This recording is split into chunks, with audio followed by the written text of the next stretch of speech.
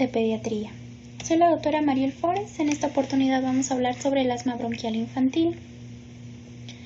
Existen varias definiciones sobre el asma bronquial infantil, entre ellas podemos citar las siguientes: enfermedad inflamatoria crónica de la vía respiratoria distal, un trastorno inflamatorio crónico de las vías aéreas de etiología multifactorial, una enfermedad crónica e inflamatoria de las vías respiratorias que se caracteriza por obstrucción reversible o parcialmente reversible de estas, además de hiperrespuesta a diferentes estímulos, que se caracteriza clínicamente por la triada tos, disnea y sibilancias. De acuerdo al tercer consenso internacional pediátrico, podemos definir el asma bronquial infantil como una enfermedad crónica de las vías aéreas en la que se producen episodios recurrentes de sibilantes y o tos persistente en una situación donde el asma es muy probable y en la que se ha descartado otras causas menos frecuentes. Hablando de la patogenia del asma bronquial infantil, podemos mencionar que se debe a una predisposición genética asociado a otros factores ambientales que van a llevar a cabo el desarrollo del asma, como podemos ver. Esto va a producir un proceso inflamatorio donde se va a producir lesión, daño de la vía aérea. En ese sentido, el organismo, de acuerdo a una predisposición genética para la remodelación aberrante, va a tratar de reparar todo este daño a través de hipertrofia e hiperplasia del músculo liso de la vía aérea, angiogénesis, depósito de matriz y la reparación de todo el daño epitelial. Todo esto va a producir la remodelación de la vía aérea, y este tipo de remodelación, dependiendo cómo sea, si sea funcional o no, va a interactuar y va a repercutir sobre la función normal de la vía aérea. Existen dos mecanismos de remodelación, entre ellos el primero, regeneración del parénquima dañado para establecer la estructura y funcionamiento de las células normales de este tejido, y el reemplazo del tejido dañado por tejido fibroconectivo, el cual puede ser o no funcional. Básicamente, el asma bronquial, patogénicamente hablando, tiene tres fases. La primera, que es la inflamación aguda, que es donde aparecen los síntomas de broncoconstricción, seguida de la inflamación crónica, donde ya existen exacerbaciones de la hiperreactividad de forma inespecífica, y la inflamación de la vía aérea, donde ya existe limitación persistente del flujo aéreo. En esta gráfica podemos ver todos los mecanismos que intervienen en relación a la instalación de la enfermedad. Como habíamos mencionado, pues los alérgenos van a activar el sistema inmunitario, de tal forma que células presentadoras de antígenos, como los macrófagos y células dendríticas, van a presentar y activar a las células T helper 2 y a la vez esto va a activar a otro tipo de células, entre ellas los neutrófilos, mastocitos y eosinófilos. Por otro lado, existe activación nerviosa. Y esta activación es de tipo sensitiva, que va a producir un reflejo colinérgico, y esto va a perpetuar la broncoconstricción. Además, como habíamos mencionado, existe una angiogénesis, y respecto a esto va a existir vasodilatación y fuga de plasma, presentándose el edema. Por otro lado, existe hipersecreción e hiperplasia de la mucosa, que esto va a producir producción de mayor moco, va a producir un tapón mucoso, y esto va a exacerbar todavía aún más la broncoconstricción. Además, existe descamación epitelial, donde va a aparecer una fibrosis subepitelial. además de hipertrofia e hiperplasia del músculo liso de la vía aérea. En esta gráfica podemos ver cómo las células del sistema inmune a través de las neurotrofinas van a activar a las neuronas sensitivas a nivel del tallo cerebral y médula espinal. Estas van a secretar neuropéptidos que van a incrementar aún más la respuesta de las células del sistema inmune. Y en esta gráfica básicamente es el resumen de todo este mecanismo en relación a la presentación de este cuadro. Como habíamos mencionado, el factor principal es la activación de las células inflamatorias. La activación de las células inflamatorias va a producir liberación de mediadores inflamatorios y de citocinas. Estos mediadores inflamatorios van a activar la secreción de mucosa y por ende la instalación de la broncoconstricción y además van a incrementar la permeabilidad vascular produciéndose mayor edema. Todo esto va a perpetuar a un reclutamiento de las mismas células inflamatorias que va a perpetuar la activación de otras células de la inflamación. Las citocinas y mediadores inflamatorios, como habíamos mencionado, van a actuar también en relación a la hiperactividad bronquial y por otro lado van a intervenir en lo que es la disminución de la apoptosis de estas células, con activación de fibroblastos y macrófagos, van a intervenir en la proliferación de músculo liso y glándulas mucosas, en la angiogénesis y activación y descamación de células epiteliales. Todo esto para una reparación tisular y la remodelación, que como habíamos dicho, este tipo de reparación suele ser aberrante para que se lleve a cabo la enfermedad.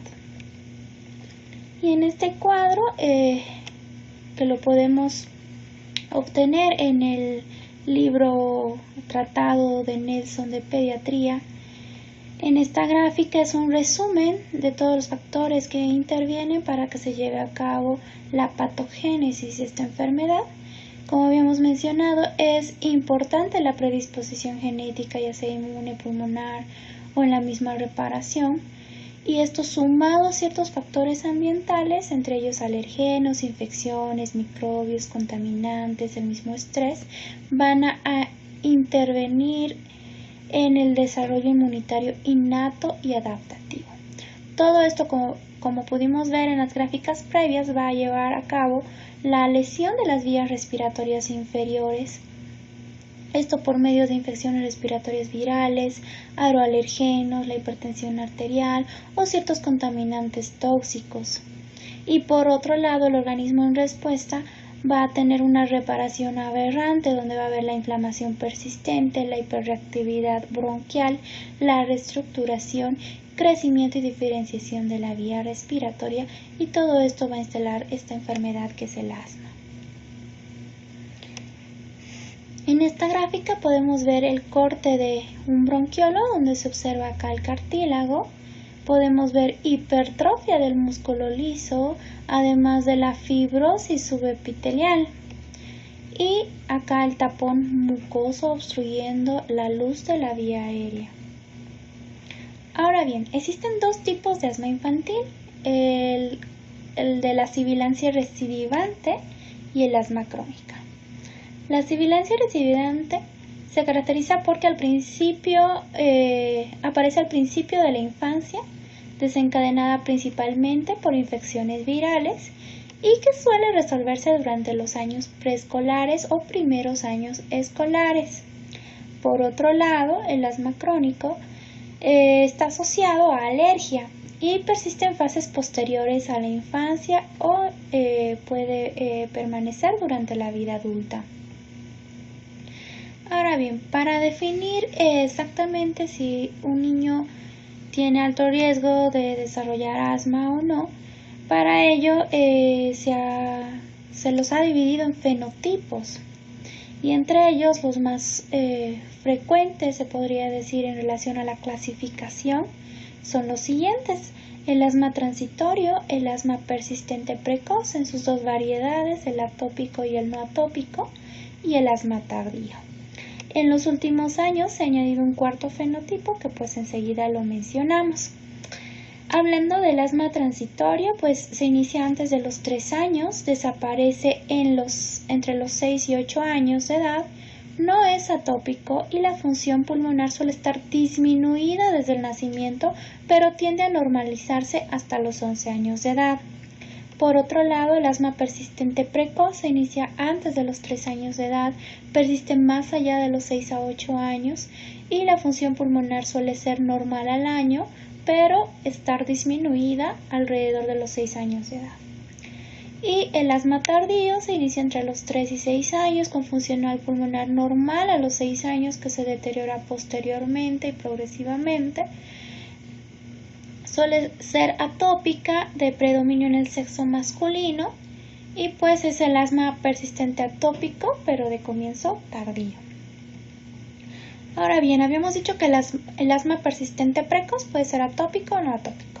El atópico se caracteriza por un nivel de IgE total elevado, con pruebas cutáneas positivas, con estigmas y antecedentes familiares alérgicos. También existe una hiperrespuesta bronquial positiva que suele persistir los cuadros de broncoconstricción hasta los 13 años de edad. La primera crisis aparece después del año y el predominio de acuerdo al sexo es el masculino. Por otro lado, el asma persistente precoz no atópico tiene características contrarias. Por ejemplo, la IgE total es normal, las pruebas cutáneas son negativas, sin estigmas ni antecedentes familiares alérgicos. Existe un aumento de hiperrespuesta bronquial que se va reduciendo a lo largo de los años, suele desaparecer hasta los 13 años de edad y pues la primera crisis suele ser antes del año y relacionada con eventos de infecciones respiratorias, por lo general virales. Entre ellas tenemos las bronquiolitis por virus sincitial respiratorio y afecta a ambos sexos por igual. Y como habíamos mencionado, pues el cuarto fenotipo son estas niñas, las niñas obesas no atópicas con menarquia temprana, que se caracterizan por un aumento de la producción o sensibilidad periférica de hormonas femeninas y por alteración del desarrollo pulmonar y el tono de la vía aérea, además de hiperreactividad bronquial y sibilancias. Ahora bien, cuando nosotros atendemos a un niño sibilante recurrente, es muy importante hacerle el índice predictivo del asma para ver cuál va a ser la evolución de este niño y para ver el tipo de seguimiento que hay que hacerle, ¿no? Entonces, pues básicamente este índice predictivo del asma es positivo cuando se cumple un criterio de los dos criterios mayores que propone y dos criterios de los criterios menores, que son 3. Pues los criterios mayores son los siguientes: el diagnóstico de asma en los padres, el diagnóstico de dermatitis atópica, y los criterios menores, la presencia de rinitis alérgica a los 2-3 años de edad, sibilancias no relacionadas con procesos respiratorios virales y eosinofilia en sangre periférica igual o mayor al 4%. Por otro lado, se ha planteado el índice predictivo del asma modificado por Gilbert en el año 2004, donde existen ciertas variaciones. Aumenta un criterio mayor. Como hemos mencionado, los criterios mayores es el diagnóstico médico del asma en alguno de los padres y el diagnóstico médico de dermatitis atópica, pero además aumenta la sensibilización alérgica a algún aeroalergeno. Respecto a los criterios menores, hay un poco de variación. Mantiene lo de las sibilancias no relacionadas con procesos respiratorios virales y la eosinofilia en sangre periférica igual o mayor al 4%, pero lo que aumenta es este otro criterio, que es la alergia a las proteínas de la leche, el huevo o frutos secos. Ahora bien, existen factores de riesgo para que se produzca esta enfermedad, como hemos mencionado, los factores genéticos y también los factores ambientales. Entre los factores ambientales tenemos ciertos alergenos como los ácaros, hongos, las infecciones respiratorias, la contaminación atmosférica, el hábito de fumar en los progenitores y el antecedente de lactancia materna o no. Ciertas condiciones de la vivienda también se debe tomar en cuenta. Entonces, el diagnóstico del asma básicamente se lo va a hacer en 4 pasos. Primero, la historia clínica y la exploración física sugerente, que es el diagnóstico clínico. Luego, la demostración de la obstrucción al flujo aéreo, que debe ser reversible, completa o parcialmente, de forma espontánea o con fármacos, que es el diagnóstico funcional. Se debe precisar el papel ejercido por los desencadenantes y o agentes etiológicos responsables de la enfermedad, que corresponde al diagnóstico complementario o alergológico. Y además se debe realizar la exclusión de posibles diagnósticos alternativos, entre ellos el diagnóstico diferencial. Ahora bien, desglosando, pues el diagnóstico clínico es muy importante una historia clínica detallada. Entre ellos debemos mencionar los antecedentes familiares, los antecedentes personales patológicos, el entorno habitual. Los signos, estímulos físicos, químicos y emocionales, entre ellos tos, disnea u opresión torácica, o ciertos signos objetivos de obstrucción bronquial, como ser la polipnia, taquipnia, dificultad respiratoria, sibilancias, periodo expiratorio prolongado y la hipoventilación. Respecto a la exploración física, es importante evaluar si existen anomalías de la mucosa nasal, valorar lesiones de dermatitis, o si existen estigmas alérgicos como ser ojeras, el surco nasal, el saludo alérgico o el prurito nasal o respiración oral. Respecto al diagnóstico funcional, tenemos como objetivos confirmar el diagnóstico del asma, cuantificar la gravedad de la enfermedad, monitorizar la evolución y objetivizar la respuesta al tratamiento. Para ello podemos valernos de los siguientes estudios: la espirometría en primera instancia. Podemos disponer también de oscilometría por impulsos o la pletismografía corporal o el estudio de resistencias por oclusión o compresión tóraco-abdominal. Básicamente en niños de 6 años para adelante, dependiendo de su colaboración, podremos realizar la espirometría con prueba broncodilatadora. Entonces, ante toda sospecha clínica, nosotros debemos hacer una espirometría forzada en niños que tengan 6 años o más. Y debemos hacer la prueba broncodilatadora. Si esta prueba sale positiva, pues se hace el diagnóstico del asma. Si sale negativa, deberemos hacer un estudio de hiperrespuesta bronquial. Ya con este estudio, si sale positivo, pues se confirmará el asma, y si sale negativo, será necesario reevaluar periódicamente o reconsiderar algún otro tipo de diagnóstico. Respecto al diagnóstico complementario o alergológico, tenemos el solicitar el IgE en suero, el realizar el prick test, radiografías de tórax, senos paranasales y cabo para descartar otro tipo de alteraciones. En el hemograma se observará la persistencia de eosinofilia. Y pues en relación al diagnóstico diferencial tenemos todas estas enfermedades. Entre ellas debemos descartar enfermedades de la vía aérea superior como rinitis alérgica, sinusitis u obstrucción de la vía aérea inferior gruesa como la presencia de cuerpo extraño, disfunción de cuerdas vocales, anillos vasculares, laringotraqueomalacia, membranas laringeas, estenosis traqueal, broncoestenosis o anomalías congénitas como la atresia lobar segmentaria, el enfisema lobar congénito, quiste broncogénico o tumores mediastínicos como ser adenopatías y otras causas de compresión bronquial extrínseca, además de adenomas y granulomas endobronquiales. También se deberá descartar obstrucción de la vía aérea inferior periférica, la bronquiolitis vírica, bronquiolitis obliterante, la fibrosis quística, la displasia broncopulmonar, la enfermedad cardíaca, la disfunción ciliar, entre otras causas. También debemos tomar en cuenta la tos recurrente no debida a asma, la aspiración por disfunción de succión o por reflujo gastroesofágico, el síndrome de hiperventilación, la inmunodeficiencia primaria, tosferina, neumonía, aspergilosis pulmonar alérgica, tuberculosis pulmonar.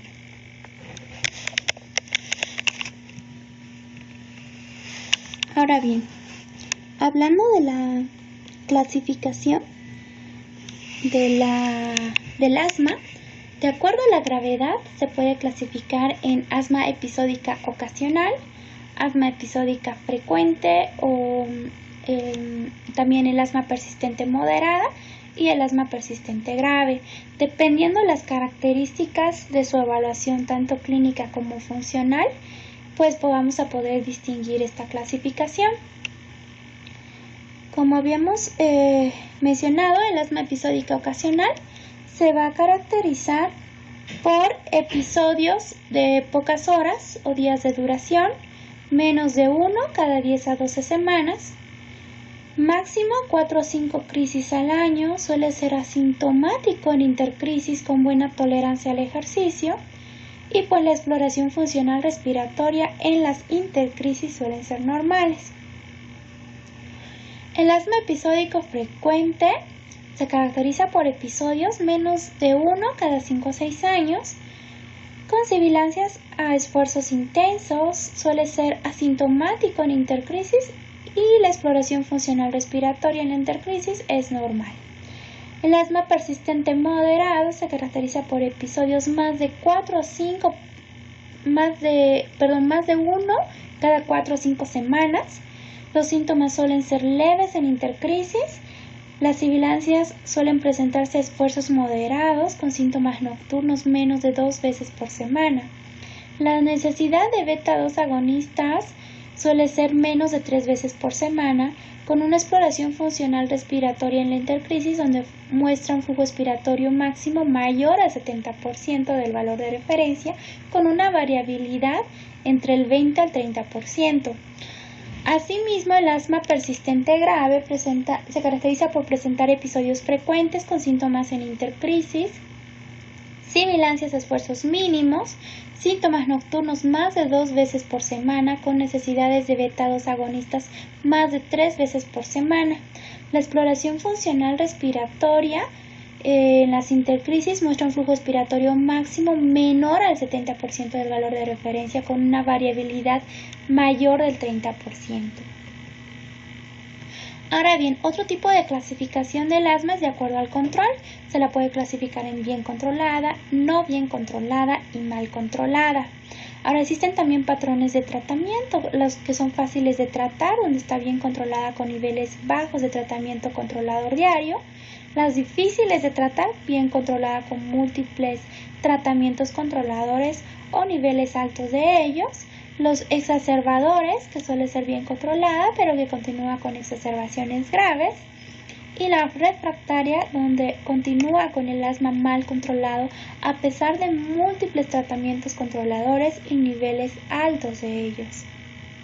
En estas gráficas podemos observar las características clínicas y los riesgos que tienen de acuerdo a la edad y el tratamiento básicamente, ¿no? Entonces acá podemos observar que hablando de la intermitente, del asma intermitente, pues el manejo solo será broncodilatadores de acción corta, ¿no? Y esto en los casos en que solamente lo requiera. En la leve persistente se utilizará niveles bajos de corticoides inhalados. En la persistente moderada se utilizará dosis medianas, moderadas de corticoide inhalado o un pequeño curso de corticoides vía oral. Y en la persistente severa se utilizará dosis medianas de corticoides sistémicos inhalados y también se deberá considerar el curso corto de corticoides vía oral. Por otro lado, comparando el manejo en relación a los niños entre 5 y 11 años, podemos ver que la intermitente se continúa manejando igual, al igual que la persistente leve y la persistente moderada. Sin embargo, la persistente severa puede incluir, además de las dosis moderadas del corticoide sistémico inhalado, un antagonista, un beta-2 agonista, pero de acción prolongada, ¿no? Esa sería la diferencia. Y entre los niños que pues que tienen más de 12 años, pues la única diferencia sería que en la severa persistente requieren altas dosis de los corticoides inhalados sistémicos, además de lo que habíamos mencionado, los beta-2 agonistas de acción prolongada, ¿no? Ahora bien, hablemos de las crisis asmáticas, que es lo que por lo general nosotros nos enfrentamos en una sala de urgencias. ¿Qué es una crisis asmática? Es un episodio agudo de obstrucción al flujo aéreo que se expresa como sensación de pecho apretado, aumento de la intensidad de la tos, sibilancias y polipnea. Generalmente está acompañado de un deterioro progresivo en horas o días y en algunos casos en minutos. Y la crisis se clasifica al igual en leve, moderada y severa según algunos criterios clínicos. Para ello nosotros, para evaluar la severidad de la crisis asmática, nos valemos de ciertas escalas. Entre ellas podemos citar la escala del Pulmonary Score para la valoración clínica de la crisis. Como pueden ver, esta tiene una puntuación que va del 0 al 3 y lo que va a valorar va a ser la frecuencia respiratoria, las sibilancias y el uso de músculos accesorios. Por ejemplo, si tuviéramos un niño de 2 años que viene con una frecuencia respiratoria de menor de 30, por ejemplo, le daríamos una puntuación de 0, ¿no? Hasta el momento. Si el niño además presenta sibilancias al final de la expiración, pues nosotros le sumaríamos un puntaje de 1. Y si el uso de músculos accesorios son leves, le sumaríamos otro punto. En total serían como 2 puntos, donde pues nos hablaría de una crisis asmática leve. Por otro lado, si tuviéramos un niño, de 8 años de edad, con una frecuencia respiratoria de 56, entonces le daríamos un puntaje de 3 en este campo. Si las sibilancias están en la inspiración y en la expiración y que se pueden escuchar sin la necesidad de un estetoscopio, le daríamos otro puntaje de 3. Y así además utiliza uso de músculos accesorios, pues nosotros le daríamos otro valor de 3, entonces un puntaje total de 9, que nos hablaría de una crisis asmática grave. Entonces aquí está la valoración de la gravedad de la crisis de acuerdo a este score, asociándole además la saturación. Entonces, en el primer caso que habíamos planteado teníamos un puntaje de 3, como habíamos mencionado, un puntaje de 2, ¿no?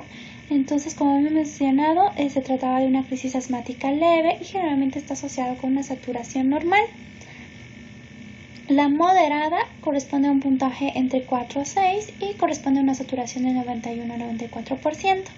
Y en el último caso del niño que estaba insuficiente, pues correspondía a una crisis asmática grave porque tenía un puntaje entre 7 y 9 y por lo general estos niños tienen una saturación de oxígeno menor al 91%.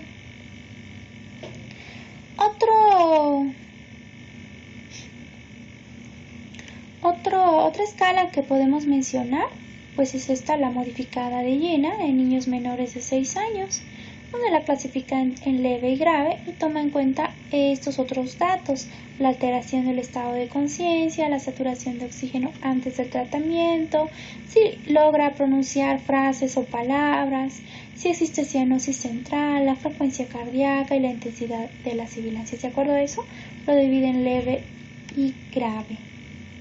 Ahora bien, lo más importante de realizar la clasificación es que esto nos permite saber qué tipo de manejo realizar. Por ejemplo, en el primer caso que habíamos mencionado, si se trata de una crisis leve, pues le daremos una dosis de 2 a 4 pulsaciones de salbutamol por aerocámara, o en caso contrario, una dosis de salbutamol nebulizado, 0.15 miligramos por kilo. Revaloraremos en 15 minutos, si no mejorara, repetiríamos la dosis y seguiríamos observando. Si mejora, pues ya le damos de alta con las recomendaciones de administrar beta-2 agonistas dentro de un plan, ¿no?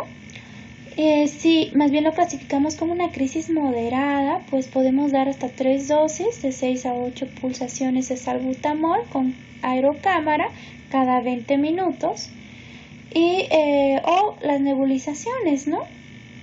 Deberemos reevaluar en 15 minutos tras la última dosis si responde o no responde. Si responde, pues le damos el alta con la indicación de un beta-2 agonista de acción corta a demanda dentro de un plan escrito e inclusive podremos indicar algún corticoide a 1 miligramo por kilo durante 3 a 5 días hasta la resolución. No olvidar dar signos de alarma a los familiares y por otro lado citar en 48 horas a 72 horas para revalorar el estado del niño. Ahora bien, si se trata de una crisis grave, pues por lo general habíamos dicho que estos niños tienen saturaciones por debajo del 91%, entonces deberemos administrar oxígeno, debemos aplicar la medicación que corresponde, que son 3 dosis de nebulización a 0.15 miligramos por kilo o 250 a 500 microgramos de bromuro de ipratropio, ¿no? Más salbutamol. O también podremos utilizar 3 dosis de 10 pulsaciones de salbutamol más 3 dosis de 2 a 4 pulsaciones de bromuro de ipratropio con aerocámara, además de asociar prednisona si el estado de conciencia está íntegro del paciente, pero pues si el niño está en franca insuficiencia respiratoria, deberemos apoyarlo ya sea con ventilación mecánica no invasiva en casos totalmente refractarios al tratamiento, que suelen ser pocos, pero pues suelen ser muy perjudiciales en el caso de que se presentara este evento, pues son niños que a veces necesitan la necesidad de intubación y apoyo de ventilación mecánica, y esto se llevará a cabo en una unidad de cuidados intensivos. Ahora bien, el tratamiento consiste en la medicación de control a largo plazo y en utilizar fármacos también de control, pero de acción corta, ¿no? En los casos de exacerbaciones, ¿no? Entonces, el tratamiento, como hemos mencionado, se divide en dos: broncodilatadores y antiinflamatorios. Los broncodilatadores tenemos los de acción corta, como el salbutamol y la terbutalina, los de acción prolongada, como el salmeterol y el formoterol, y algunas veces anticolinérgicos, como el bromuro de ipratropio en casos de crisis asmáticas severas. Como antiinflamatorios tenemos los corticoides inhalados, entre ellos budesonide, fluticasona, o los corticoides orales como la prednisona, prednisolona o metilprednisolona. Y también tenemos antileucotrienos, montelukast, cromonas, el cromoglicato disódico y el nedocromil sódico.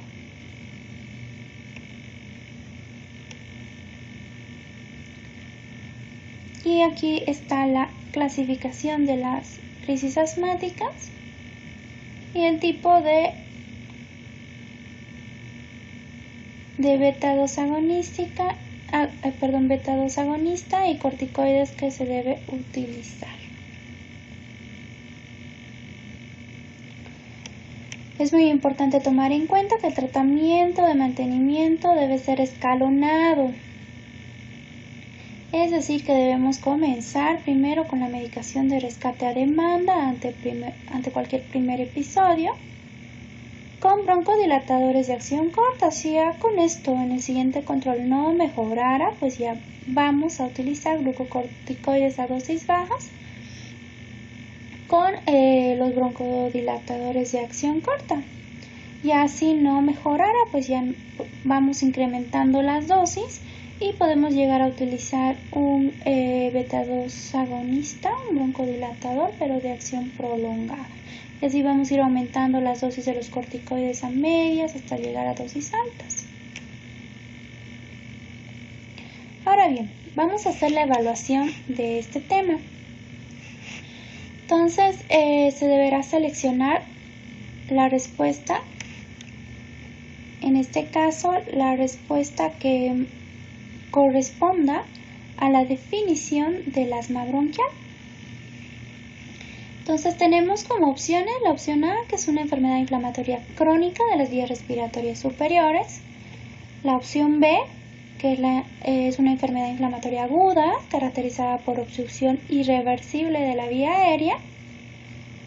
C, una enfermedad crónica de las vías aéreas en las que se producen episodios recurrentes de sibilantes y otros persistentes.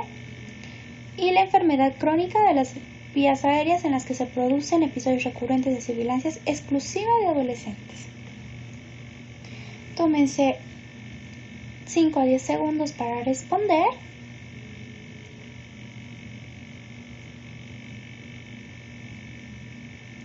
Y la respuesta es una enfermedad crónica de las vías aéreas en las que se producen episodios recurrentes de sibilantes y otros persistentes.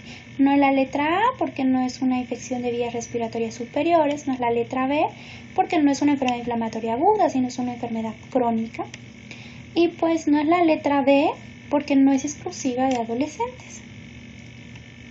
Respecto a la pregunta 2, los mecanismos que intervienen en la patogenia del asma bronquial implica una combinación de exposiciones ambientales y predisposiciones biológicas y genéticas.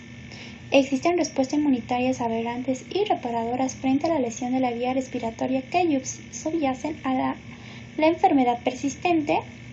Comprende 3 etapas: inflamación aguda, inflamación crónica e inflamación de la vía aérea, o todas las anteriores.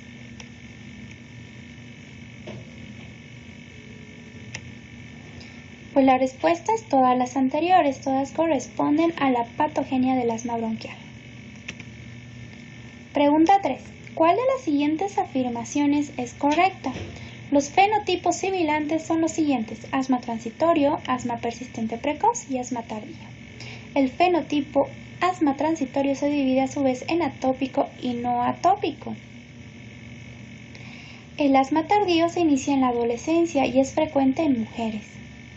El asma persistente precoz no atópico se caracteriza por presentarse después del año de edad y tener predominio en mujeres y persistir a los 13 años de edad.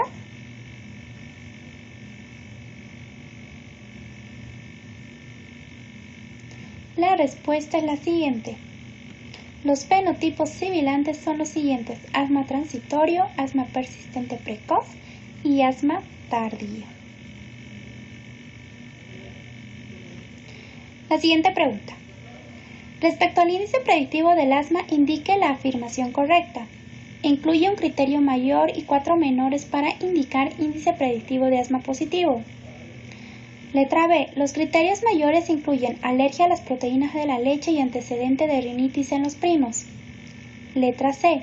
Los criterios menores incluyen antecedente de asma en padres y sibilancias relacionadas a infecciones virales. Letra D. Los criterios mayores incluyen diagnóstico de asma en los padres y diagnóstico de dermatitis atópica en el niño. La respuesta es: los criterios mayores incluyen diagnóstico de asma en los padres y diagnóstico de dermatitis atópica en el niño. Pregunta 5. Menciona los signos que comprenden la tríada del asma. Tos, fiebre y rinorrea. Letra A. La letra B, fiebre, disfonía y estridor.